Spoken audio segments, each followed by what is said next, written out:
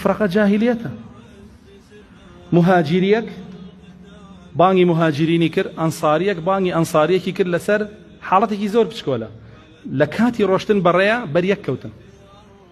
ئەمەی پێشەوە بەرەوەی دواوە کەوت وای زانی ئیهانە کراوە عەرەبەوەی پێ ناخۆش بۆسە یەکسەر هاواری کرای مهاجرەکان کابرای کەش ترسا لە بەرامبەریەوەتی ئەنسارەکان رسول الله صلى الله عليه وسلم فرمي أبي دعوى الجاهلية تدعون أو أقرنوا بدعوى الجاهلية أقرنوا بدعوى الجاهلية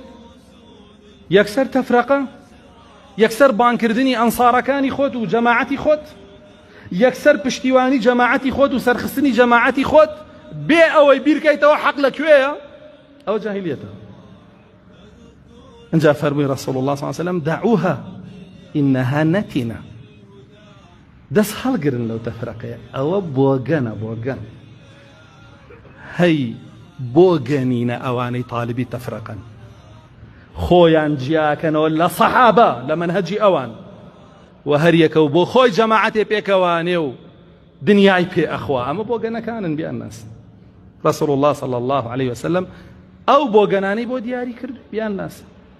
لە پێناوی پارویەکی دنیا پەیڕە و پرۆگرامێ بۆ خۆی دانێ و خەڵکێک لە خۆی کۆکاتەوە بە پەیڕەویکە ئەوەی ئەو پەیڕەوەی ئەوی قبوڵ نەبێت نایەوێ بۆچی بۆ دەزنانی کورسی و کولێرە و پارە و بودجە و ئەو بابەتانە ئەم تەفرەقەیە رسول الله صلى الله عليه وسلم باسی کردووە کێ ڕزگاریە بێلەی ئەو کەسەی لە هەموو فیرقەیە دوورە بێ بحذيفي كر يماني فرموشي كفرمي إيما لجاهلية وشرابوين دعاي الله جل جلاله توي بو ناردين أم خير من بوهات دعاي أم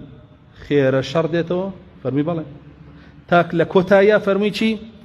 فرمي ريباز وريقاي زور دروسة به هر يكي شيطانكي لسر كالبشتي خومان وبزوباني خومان قصتان لقلاكن وبانكتانكن بانكتانكن بۆ دەرگاکانی جەهەنەم من ئەجابەهم قەذەفوه فيها ئەوەی وەڵامیان باتەوەی خەنە ناوی حوذەیفە فەرمووی گەشتمە ئەو ڕۆژە فەرمانم بەچی پێیەکەی ئەو هەموو فیرقە و گروپە دروست بوو کۆتای فەرموودەکە بڕۆن خۆتان سەیریکەن لە صحیحی مسلم و بوخاریە فەرمووی فاعتزل تلك الفرق كلها دا ببڕێ لەو گروپانە هەر هەموو فیرقەکان و دەرکە لە ژیانە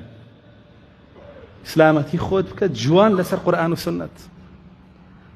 دوورکەوەرەوە لە هەموو گروپەکان داغڵی هەر کامێکیان بی ئەبێ بەرگری لەو بکەیت و دژێوانی کە بوەستی